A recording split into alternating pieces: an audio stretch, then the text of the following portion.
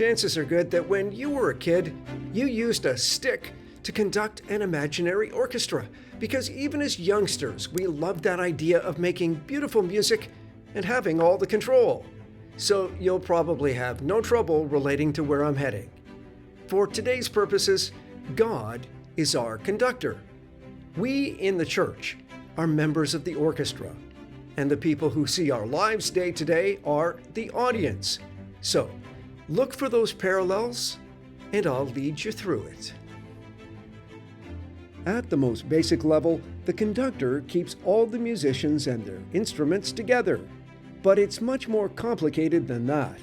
So maybe you've always wondered what a conductor actually does, what all that arm waving is all about, and even whether a conductor is necessary in the first place.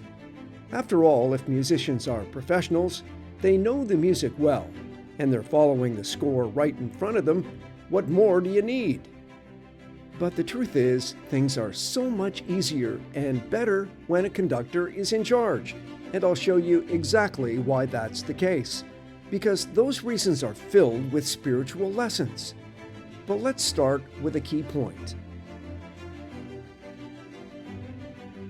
Now look, if you want to, God will let you orchestrate your own life. He won't force you to accept His direction, and neither should the church. And in reality, most people are quite content to do life and relationships without any interference from a cosmic conductor. And on the surface, that seems to work just fine.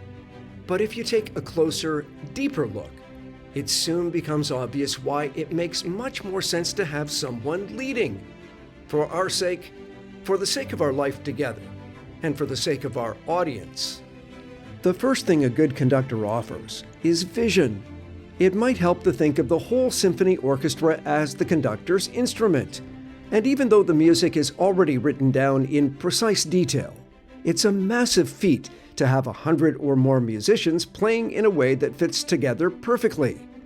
The conductor sets the tone, the goals to be achieved, and has the clarity to see how everything will come together instead of focusing on just one instrument at a time. First and foremost, I have to know the music inside and out, what the notes are, how fast or slow they are, how soft or loud they are, and how they all add up together to create phrases and melodies. I also need to know the instruments the musicians are playing, what they sound like by themselves, what they sound like together, and what the effect is on me and the audience. Everyone's eyes are always on you, and the musicians are counting on you to keep the time and to keep them together, and also to help them express what the music's all about.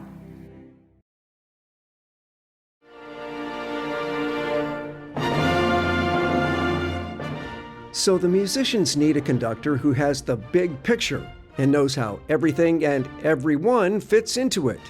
And the same applies to our lives. In other words, God is the conductor, and the whole church is His instrument, with each of us playing our part. He sets the tone and our goals and makes sure all our individual contributions fit together as they should to achieve His overall purpose. The music of life we're supposed to follow is Scripture. But even though God gives each of us talent and opportunity, and the spiritual score found in the Bible, we still need the direction of the Holy Spirit. Paul says so in Galatians 5. And as you hear this, think of yourself as a member of God's orchestra. Let the Holy Spirit guide your lives. Then you won't do what your sinful nature craves. These two forces are constantly fighting each other, so you don't always carry out your good intentions. But when you're directed by the Spirit, He produces love, joy, peace, patience, kindness, goodness, faithfulness, gentleness, and self-control. Since we're living by the Spirit, let's follow His leading in every part of our lives. And let's not become conceited or provoke one another or be jealous of one another.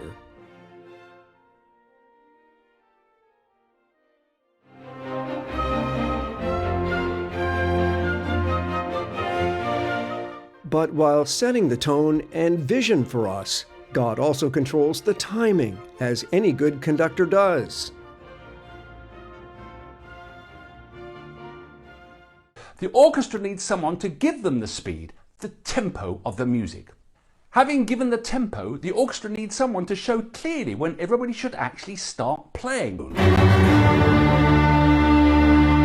The answer is, wait for it, no, absolutely not. Of course, they could do the whole thing on their own. You think I'm just saying that? Watch this. Folks, I'm the conductor, right? I want to show you, those people who haven't been before, right, what it's like to be conducted, okay? I'm going to conduct this orchestra in that piece we just did, the typewriter. We're going to do it again. This is the typewriter again. Here we go. Ready? This is me conducting the orchestra in the typewriter. Here we go.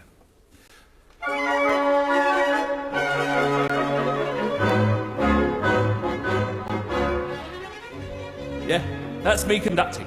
Now listen to the Philharmonic Orchestra do that entirely on their own.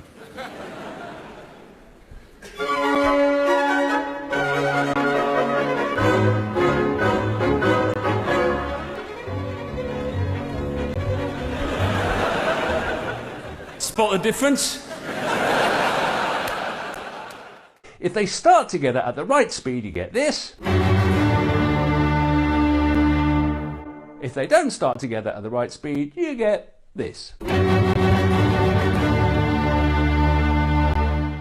But hang on, didn't we just see the Philharmonic Orchestra do those two things in the first clip?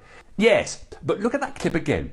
This time, watch the leader of the orchestra, the woman sitting at the front of the first violins. Since I'm not conducting, it's she who gives the tempo and when everyone should start. So actually, there is still a conductor, kind of. Problem is, she's sitting down and also has to play the violin. The orchestra really needs the person who gives them the info to stand out where everyone can see them, up front and central. But it's not just about starting and stopping on time. In an orchestra, there are 4 families of instruments: the woodwinds, the brass, the percussion, and the strings. And since they're not all playing together at the same time, I need to know how to cue instruments to bring them in. In the 7th Symphony by Anton Bruckner, for example, there is only one cymbal smash in the whole piece. Have you ever seen an orchestral part? There's not much to go on.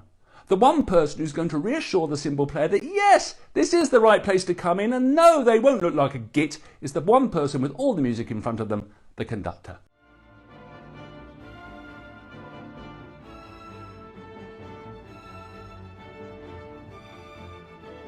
In the same way, only God can see the overall situation while each of us is playing a part.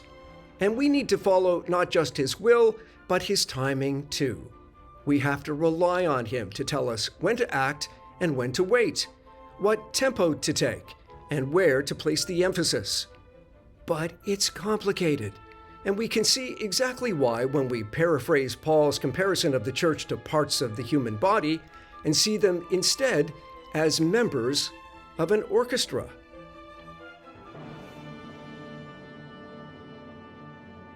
There are different kinds of spiritual talent, but the same Spirit is the source of it all.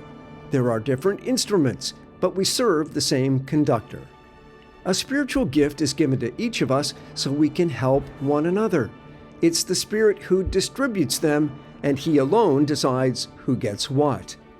The orchestra has many instruments, but they make up one whole, and so it is with the church. If a woodwind says, "I'm not a part of the orchestra because I'm not a string," that doesn't make it any less a part of the orchestra. And if one of the brass says, "I'm not part of the orchestra because I'm not percussion," would that make it any less a part of things? God has put each of us just where He wants us. How strange an orchestra would be if it had only percussion. So the woodwinds can never say to the strings, "I don't need you." And the percussion can't say to the woodwinds, "I don't need you." If one section is off, all the other sections will be off too. And if one section is following the conductor perfectly, all the other sections will benefit. All of you together are Christ's orchestra, and each of you is a part of it.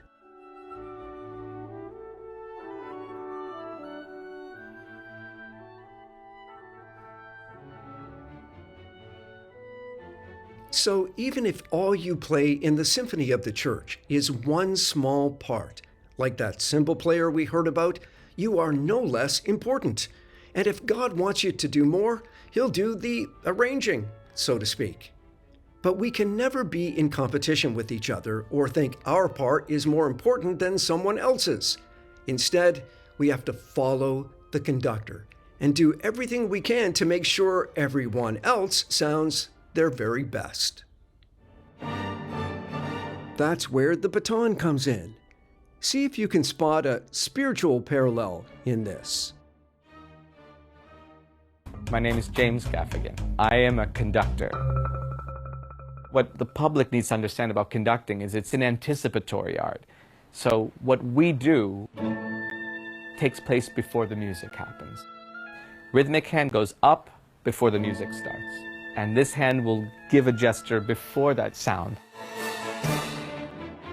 I've always found it strange to hold a baton, and it's a very strange thing, because why is it there in the first place? But the fact of the matter is it's an extension of your arm. If you just make a gesture like this, you just need to move your wrists, and you don't have to be doing this all the time. So if the baton is an extension of the conductor and the means through which he or she communicates with the orchestra and leads it, it seems to me our spiritual equivalent is the Holy Spirit. He prompts us, and then we act.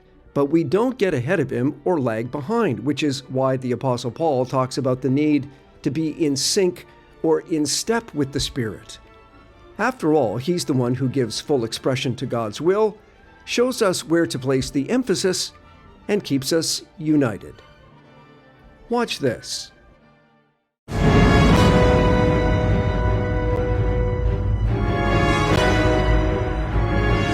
What you're seeing here really shouldn't be working at all. There are almost 100 musicians on stage playing together with absolute precision, but some of them are so far apart from the others they can't even see each other.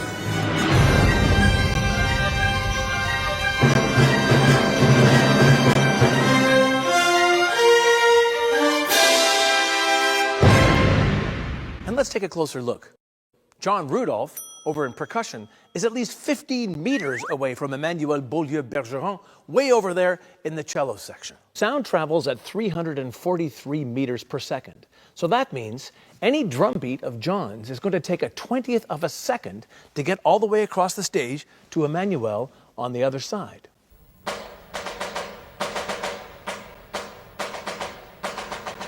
Now, if John's drum beats are taking a 20th of a second to get across the stage to Emmanuel,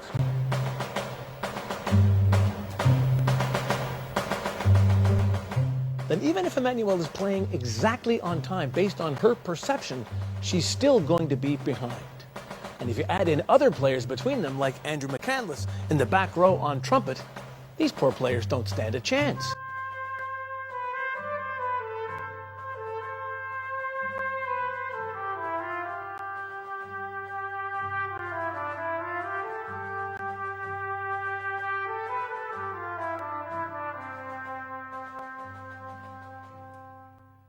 So the conductor closes the distances that would otherwise separate the various members and throw off the timing of the entire piece. And in the church, we are distanced by different ages, cultures, personalities, and preferences, and we will never play well together unless we keep our eyes on the conductor who closes those gaps with sweeping gestures of love and faith. So our conductor sets our vision and our timing when it comes to doing his will. But he also regulates relationship in his orchestra, uniting us with himself and each other. And that involves things like trust, balance, emphasis, and humble cooperation. It should be pretty obvious by now just how disastrous it would be if everyone in the orchestra tried to lead, or simply ignored the conductor. Yet that's precisely what sometimes happens in the church and in our personal lives. The trouble is, we don't always have the best perspective.